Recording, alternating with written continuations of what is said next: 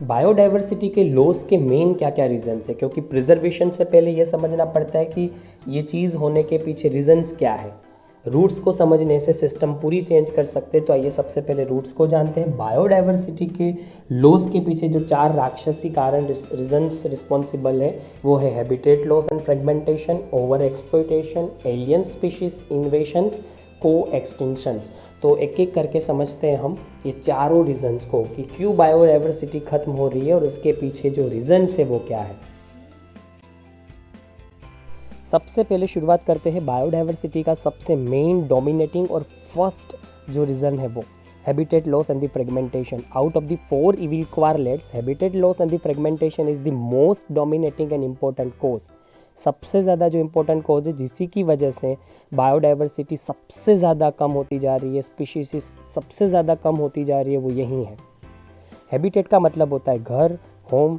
हर एक स्पीशीज़ को रहने के लिए एक प्रॉपर होम और घर और प्लेस की ज़रूरत पड़ती है जहाँ वो सेफ फील कर सके, जहाँ वो सर्वाइव कर सके, अपना एग्जिस्टेंस बचाए रख सके, रिप्रोडक्शन कर सके और नई जनरेशन को ग्रो करवा सके। और सबसे बेस्ट प्लेस जो है, ज़्यादा से ज़्यादा स्पीसीज़ को जो बेस्ट प्लेस मालूम लगता है या फील होता है वो है फॉरेस्ट, और उनमें भी ट्रॉपिकल रेन फॉरेस्ट। हम जानते हैं ट्रॉपिकल रेन फॉरेस्ट में सबसे ज़्यादा स्पीशीज़ पाई जाती है और ये rain forest most of the species का घर है। और उनमें सबसे मेन और इम्पोर्टेंट है अमेज़न रेन फॉरेस्ट, जिसको प्लेनेट का लंग भी कहा है, क्योंकि 20% 16 to 20% ऑक्सीजन जो है वो एटमॉस्फेयर में यहाँ से आता है। और जो सबसे ज़्यादा नोट करने की चीज़ है वो यही है कि ये रेन फॉरेस्ट जो इकोसिस्टम को बैलेंस में रखने के लिए सबसे ज़्यादा इम्पोर्टेंट है, उसका लॉस हो रहा है। ऑलमोस्ट 14% to 6% का लॉस हम ऑलरेडी नोट कर चुके हैं। और 1000 hectares of rain forest is being lost with in hours. कुछ घंटों में, हर कुछ घंटों में 1000 हेक्टर में ये रेन फॉरेस्ट अभी भी कट हो रहे हैं। प्रेजेंट मोमेंट में भी, जब भी आप ये पढ़ रहे होगे, जब मैं ये बोल रहा हूँ, तब भी ये चीज़ घटित हो रही। ये चीज़ मतलब ये रेन फॉरेस्ट अभी भी कट हो रहे हैं।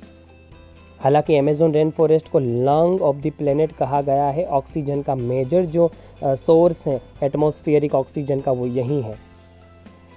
इंसानों ने सोयाबीन को कल्टीवेट करने के लिए और ख़ास करके अमेज़न रेन फॉरेस्ट को ग्रास लैंड में कन्वर्ट करने के लिए अमेज़न को कट किया। सोयाबीन को कल्टीवेट करने के लिए और कैटल्स के लिए ग्रास लैंड्स फॉर्म करने के लिए अमेज़न को काटा गया। When large habitat are broken up into fragments, तब हम उसको फ्रेगमेंटेशन कहते हैं। अब देखिए, एक जंगल, एक फॉरेस्ट है, उसके बीच में से अगर एक रास्ता पास कर ले आप, तो मतलब एक सिंगल फॉरेस्ट 2 पार्ट में डिवाइड हो गया।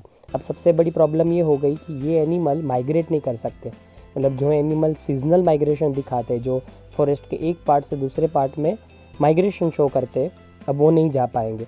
ऐसा भी हो सकता है कि एक सिंगल पार्ट के अंदर फूड और वाटर रिसोर्सेज ज़्यादा है और जो दूसरा पार्ट फ्रेगमेंट में कन्वर्ट हो गया वहाँ रिसोर्सेज की कमी है। तो जहाँ रिसोर्सेज कम होंगे वो फ्रेगमेंट में रहने वाली स्पीशीज़ ऑलवेज हार्म होगी, उसको डैमेज होगा और सबसे बड़ा खतरा उनके एग्जिस्टेंस के ऊपर आ जाएगा। तो ये कह सकते हैं कि सबसे ज़्यादा इफ़ेक्ट होगी किनको? माइग्रेशन दिखाने वाले ऑर्गेनिजम्स को। So when large habitats are broken up into fragments, mammals and birds requiring large territories, मतलब mammals and birds एक ऐसे ऑर्गेनिज्म के ग्रुप में आते हैं जिनको बहुत बड़ी टेरिटरीज चाहिए मूवमेंट के लिए। And certain animals with migratory habits are badly affected. जो माइग्रेशन दिखाते हैं उनको सबसे ज़्यादा इफेक्ट होगा और वो माइग्रेट तो नहीं कर पाएंगे क्योंकि आपने फॉरेस्ट को रास्ते की मदद से 2 पार्ट में डिवाइड कर दिया, and leading to population decline, और वो पॉपुलेशन स्पीशीज़ की कम होने लगेगी। एक होती है नीड और नेसेसिटी, सर्वाइवल और एग्जिस्टेंस के लिए, और एक होती है ग्रीड और सेल्फिशनेस और सेल्फ सेंटरनेस। तो हैबिटेट लॉस और फ्रेगमेंटेशन के पीछे रिस्पॉन्सिबल है ह्यूमन की सेल्फ सेंटरनेस, ग्रीड एंड सेल्फिशनेस। ये इमेज है द ग्रेट अमेज़न की। आपको जो इमेज में दिखा रखा है वो है the greatest rain forest, tropical rain forest Amazon. और ये इमेज आपको शो कर रही है फ्रेगमेंटेशन इन द फॉरेस्ट। देखिए किस तरीके से रास्ता फॉरेस्ट के बीच में से गुजर रहा है और इसने फॉरेस्ट को 2 या उससे ज़्यादा पार्ट में डिवाइड कर दिया। और जो बेडली अफेक्ट करेगा माइग्रेशन दिखाने वाले ऑर्गेनिजम्स को, खास करके mammals and birds. And this figure is showing grassland conversion from the rain forest for the grazing purpose. तो कैटल्स को ग्रेस करवाने के लिए ग्रासलैंड्स क्रिएट करनी पड़ती है और उसके लिए इन्होंने रेन फॉरेस्ट को कट किया है, जो यहाँ इस फिगर में हमें दिख रहा है। ओवर एक्सप्लॉयटेशन बायोडाइवर्सिटी लॉस का सेकेंड रीजन है। 4 इविल क्वारलेट्स में से दूसरा। देखिए नाम में ही मीनिंग है ओवर एक्सप्लॉयटेशन। ज़्यादा पॉपुलेशन के बढ़ने की वजह से स्पीशीज अपने आप ही डिस्ट्रॉय होने लगती है, एक्सटिंक्ट होने लगती है। पैसेंजर पिजन और स्टेलर सी का उसके एग्जाम्पल है। अब ये कैसे होता है? नेचर ने ऐसे डिज़ाइन किया है इकोसिस्टम को कि कोई भी स्पीशीज़ की पॉपुलेशन एक बाउंड्री को कभी क्रॉस ना करे, क्योंकि एक ही स्पीशीज़ के मेंबर्स की नीड एक जैसी होती है। फॉर एन एग्जांपल, उनका हैबिटेट रिक्वायरमेंट, उनका वाटर रिक्वायरमेंट, उनका फूड रिक्वायरमेंट, इवन रिप्रोडक्शन, ये सब एक जैसा होने की वजह से जब नीड एक जैसी है और रिसोर्सेज लिमिटेड है, तो रिसोर्सेज पे सबसे ज़्यादा प्रेशर क्रिएट होने की पॉसिबिलिटी है अगर कोई एक स्पीशीज़ के पॉपुलेशन और नंबर ऑफ मेंबर्स इंक्रीज़ हो जाए। किसी एक स्पीशीज़ के मेंबर्स के ज़्यादा बढ़ने से वो जिस भी चीज़ों पे डिपेंडेड है वो ज़्यादा एक्सेस होने लगेगी और रिसोर्सेज लिमिटेड। एक समय ऐसा आएगा कि उनके बीच में फूड के लिए कंपटीशन शुरू हो जाएगा और आप जानते हैं जीतेंगे वही जो ज़्यादा डोमिनेटिंग है, जो ज़्यादा सुपीरियर है, जो ज़्यादा स्ट्रेंथफुल है, उन्हीं की जीत होगी। और आपस में कंपटीशन और लड़ने झगड़ने की वजह से उनकी पॉपुलेशन कम हो सकती है। इसीलिए प्रीडेटर्स रखे गए। कई बार लगता है कि प्रीडेटर प्रीडेशन करते हैं शिकार का, प्रे का, और उसमें प्रे का डैमेज हो रहा है। नहीं, अल्टीमेटली वो प्रे की स्पीशीज़ को बचाए रख रहे हैं, क्योंकि प्रे की पॉपुलेशन बहुत ज़्यादा हो जाएगी। फॉर एन एग्जांपल, हर्बीवोरस की पॉपुलेशन बहुत ज़्यादा हो जाएगी तो वो आपस में फूड के लिए कंपटीशन करके एक्सटिंक्ट हो सकते हैं। इससे बेटर है कि जो कार्निवोरस है वो हर्बीवोरस का शिकार करते रहे, उनका प्रीडेशन करते रहे, इसलिए उनकी पॉपुलेशन कंट्रोल में रहेगी और इस रीज़न से कभी भी फूड और अदर रिसोर्सेज जो है उसके ऊपर प्रेशर नहीं आएगा और कंपटीशन क्रिएट नहीं होगा। तो ओवर एक्सप्लॉयटेशन एक रीज़न है जिसकी वजह से बायोडाइवर्सिटी का लॉस हो रहा है या स्पीशीज रिचनेस कम होती जा रही है।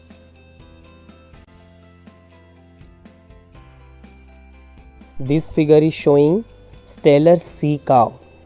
ये स्पीशीज आज एक्सटिंक्ट है, एक्सटिंक्ट हो चुकी है, आज नहीं देखने को मिलती। और ये फिगर आपको शो कर रही है पैसेंजर पिजन, जो भी ओवर एक्सप्लॉयटेशन की वजह से एक्सटिंक्ट हो चुका है। बायोडाइवर्सिटी लॉस का तीसरा रीज़न है alien species invasion. Alien species invasion का मतलब बिल्कुल ये नहीं है कि कोई एलियन स्पीशीज जुपिटर, मार्स, दूसरे प्लेनेट या फिर किसी और यूनिवर्स से आकर यहाँ पर अर्थ पे हमला कर रही है। एलियन स्पीशीज़ का मतलब होता है जो हमारी कंट्री का नहीं है।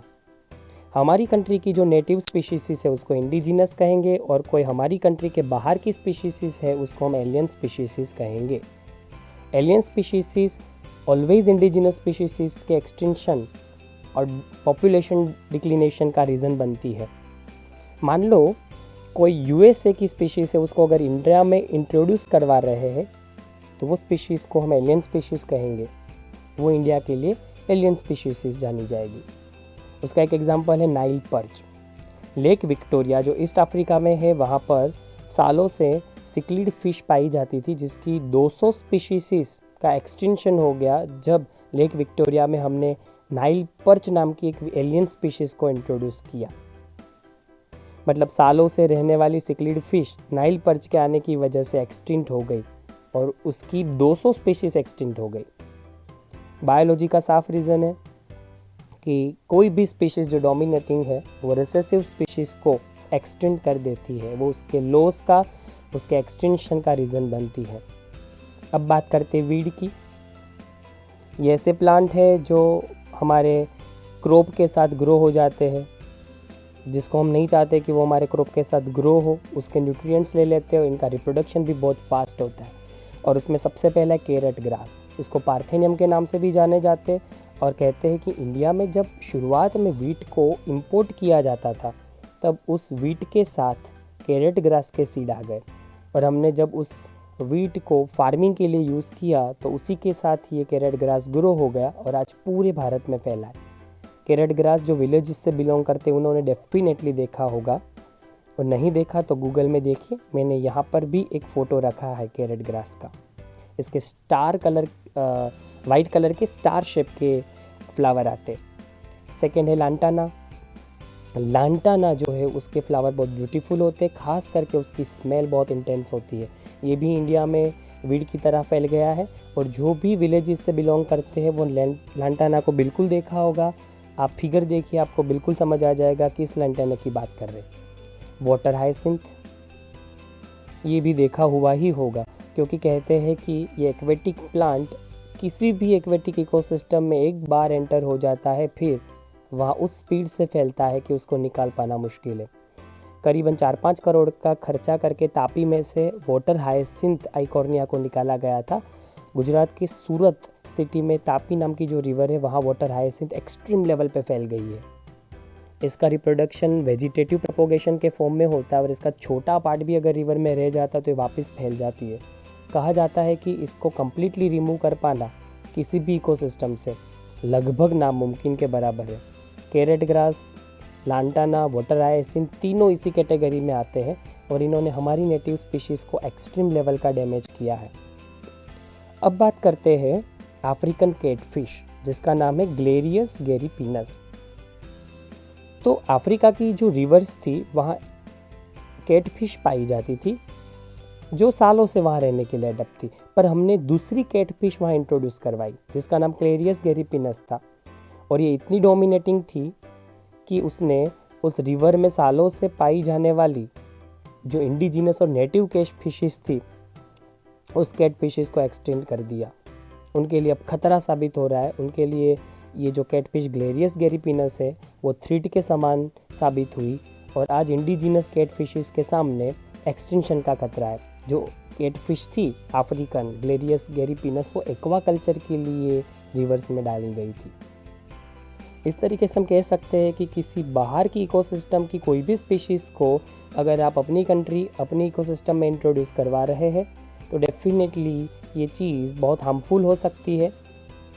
रिसर्च का विषय है कि इन चीज़ों को हमारी कंट्री में इंट्रोड्यूस करवाना चाहिए या नहीं, क्योंकि हो सकता है कि आपकी इंडिजिनस और नेटिव स्पीशीज़ जो सालों से आपके इकोसिस्टम में रह रही है उसको एक बहुत बड़ा खतरा हो।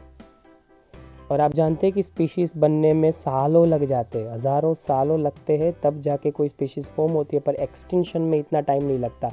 क्रिएट करने में, कुछ भी फॉर्म करने में बहुत लंबा टाइम चला जाता है, पर डिस्ट्रक्शन में उतना टाइम नहीं लगता।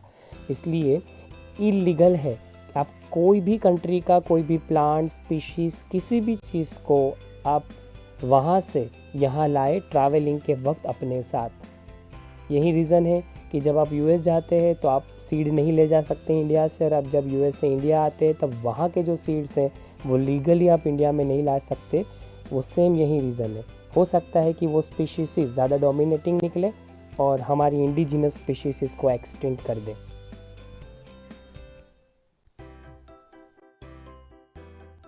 ये है नाइल पर्च जो हमने विक्टोरिया में इंट्रोड्यूस करवाई थी, और उसी की वजह से सिक्लीड फिश की 200 स्पीशीज़ खत्म हो गई। ये वही सिक्लीड फिश है जिसकी 200 स्पीशीज़ नाइल पर्च की वजह से एक्सटिंक्शन में चली गई। ये कैरेट ग्रास की इमेज है जिसको पार्थेनियम के नाम से भी जाना जाता है, और जैसे मैंने आपको पहले बताया ये इंडिया में वीट के थ्रू आई थी जब हमने वीट इंपोर्ट किए थे, और वाइट कलर के इसके फ्लावर स्टार शेप के दिखते हैं, और आज विलेजेस में हर जगह पाई जाती है वीड के फॉर्म में। ये है लांटाना, ये भी एलियन स्पीशीज़ है, वीड की तरह स्प्रेड होती है। इसके फ्लावर की जो फ्रेगरेंस है वो बहुत ज़्यादा इंटेंसिव होती है। ये है वाटर हाइसिंथ आइकोर्निया। इसका रिप्रोडक्शन बहुत एक्सट्रीम होता है, खास करके वेजिटेटिव प्रोपोगेशन करती है, और जैसे मैंने बताया किसी भी इकोसिस्टम में एक्वेटिक इकोसिस्टम में घुसेगी, इसके बाद इसको वहाँ से कम्प्लीटली रिमूव कर पाना मुश्किल है। ऑलमोस्ट नामुमकिन के बराबर है, इम्पॉसिबल के बराबर है। ये वो अफ्रीकन कैटफिश है जिसको इलीगली हमने रिवर्स में डाला था और उसी की वजह से वहाँ की इंडिजिनस कैटफिश एक्सटिंक्ट हो गई। ये वो इंडिजिनस कैटफिशेस है जो नेचुरली पाई जाती थी रिवर्स में, नेटिव स्पीशीज थी, पर अफ्रीकन कैटफिश क्लेरियस गैरीपिनस के इलीगल इंट्रोडक्शन से आज इसको ख़त्म होने का खतरा है, एक्सटिंक्शन का खतरा है। और अब है last reason, fourth reason, evil quartets का सबसे लास्ट रीज़न बायोडाइवर्सिटी लॉस का, को एक्सटिंक्शन। को मतलब साथ साथ, एक्सटिंक्शन मतलब ख़त्म हो जाना, मतलब साथ साथ ख़त्म हो जाना, एक साथ में ख़त्म हो जाना। When a species become extinct, the plant and animal species associated with it also become extinct. देखिए, ये हम जानते हैं कि सब स्पीशीज आपस में कनेक्टेड है। जब कोई एक स्पीशीज़ मरती है या ख़त्म होती है तो वो अकेली ख़त्म नहीं होती, उसके साथ डिपेंडेड और भी स्पीशीज़ उसके साथ ख़त्म होती है।